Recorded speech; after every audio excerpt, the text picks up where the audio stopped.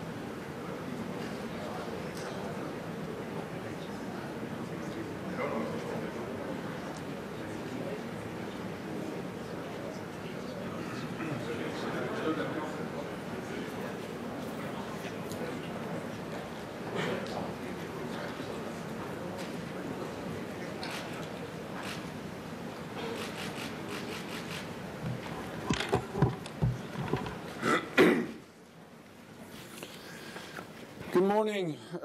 7 decades ago, on this day in this city, our alliance was founded. Foreign ministers from 12 countries across Europe and North America signed the Washington Treaty. Those nations promised to stand together and defend each other. That pledge has given us 70 years of peace, prosperity, and security. This morning, Allied foreign ministers addressed Russia's continued violation of the INF Treaty. By fielding multiple battalions of SSC-8 missiles, Russia has made the world a more dangerous place. The United States and other allies have tried to engage with Russia about this missile system for several years. We all agree that Russia continues to be in violation of the treaty. And today, we all once again call on Russia to return to full and verifiable compliance with the INF Treaty. But time is running out, so NATO is preparing for a world without the INF Treaty. Today, we discussed the way forward and what potential measures we can take should Russia not return into compliance. We will not mirror what Russia is doing. We will be measured and coordinated, and we have no intention of deploying ground-launched nuclear missiles in Europe. At the same time, NATO will continue to maintain credible and effective deterrence and defense. And all allies are strongly committed to arms control and non-proliferation.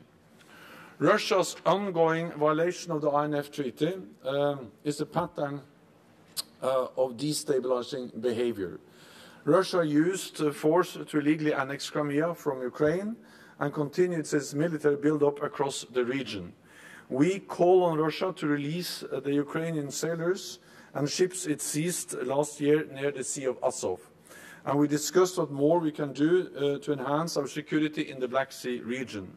We agreed a package of measures to improve our situational awareness and to step up our support for both Georgia and Ukraine in areas such as training of maritime forces and coast guards, port visits and exercises, and sharing information.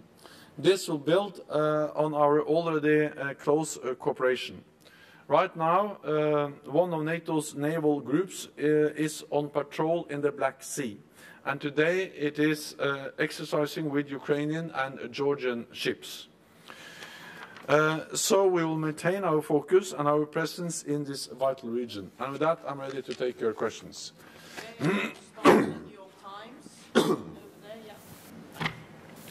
Mr. Secretary General, over here. I wanted, you outlined today and yesterday in your speech the sort of strong steps NATO has taken to deter Russia in Europe. Mr. Trump has talked consistently and mentioned it in his meeting with you about better relations with Russia. Is it time to emphasize deterrence less and dialogue more? How do you sort of balance between those two? For NATO, and for me, and for all allies, there is no contradiction between deterrence, defense, and dialogue. Actually, we strongly believe that as long as we are strong, as long as we are united, as long as we adapt to the actions of a more assertive Russia, respond to that, then we can also engage in dialogue. One of the main reasons why we now are able to engage Russia in dialogue as we do on many issues, risk reduction, arms control, Ukraine, and so on, that's exactly because we are united and exactly because we have shown by the increased readiness of our forces, by the increased military presence in the eastern part of the alliance, that we are united. So this is about a dual-track approach, deterrence, defense, and dialogue. And we will continue to pursue that dual-track approach, and it was strongly supported by all the allies in the meeting we just ended. Once again, a question on burden sharing. Has Germany again been subject of discussion? And if so, is it only the USA criticizing Germany for falling short, or also other countries? So all NATO allies made the promise to invest more in defense, to improve burden sharing in the alliance. And I expect, and all allies expect, that allies deliver on what they have promised. The good news is that that is exactly what is now happening. Because after years of reducing defense spending, all allies have started to invest more. The majority of NATO allies have submitted plans on how to reach the 2% goal by 2024, and I expect other allies to follow. Germany has started to increase, and we have seen healthy increases in the German defense investments, the German defense budgets over the last years, and also in the proposed budget for 2020, for next year, there is a continued increase in defense spending. So this is about all allies having to make good on the pledge they made. This is not about only pleasing the United States. This is about that we see that we live in a more challenging and demanding security environment, and therefore we need to invest more in our own security to preserve peace and to safeguard freedom. Okay, we'll go to the gentleman in the front row here. Yeah. Secretary General, I would like to shift the question to partnership. I would like to know about NATO-Azerbaijan partnership and also Azerbaijan contribution to NATO missions and activities. Thank you so much. Azerbaijan is a close partner of NATO and work with us in furthering international peace and security. Not least, Azerbaijan makes important contributions to the NATO mission in Afghanistan by providing troops and assistance to NATO allies on transit routes on land, in the air and by rail, for example, through the use of the BTK rail link. These are important contributions to the success of the NATO mission, and all our partners, including our partners in the Caucasus region, make valued contributions to our mission. And we'll have one last question. Gentleman appeared in the second row. Mr. Secretary, yesterday, U.S. Vice President said that Turkey must choose between remaining a critical member of NATO alliance and going forward with its procurement of S-400 systems. Do you share this threat by U.S. Vice President? Is Turkey's procurement of US-400s a red line for its membership to the NATO alliance? Thank you. It is a national decision what kind of systems different NATO allies procure, but we fully realize that this is now a challenge, and it is an issue that has been discussed and is addressed by the United States and Turkey. It is not on the agenda of this ministerial meeting, but NATO provides a platform, including this meeting, for a dialogue and between allies on this issue. and that's one of the important reasons why we welcome that NATO is able to provide a platform for also addressing issues where there are disagreements between NATO allies, for instance, on the issue related to the S-400 and the involvement or the planned delivery of F-35s to Turkey. We have to remember that NATO is augmenting the air defenses of Turkey. And we do that by deploying Patriot batteries, Spanish Patriot batteries to Turkey, and also Italy is deploying SAM-T batteries, augmenting the Turkish air defenses. I also welcome the fact that, that there is ongoing dialogue between the United States and Turkey on delivery of Patriot systems to Turkey, and also that there is dialogue going on between Turkey, Italy and France, looking into the possibility of delivering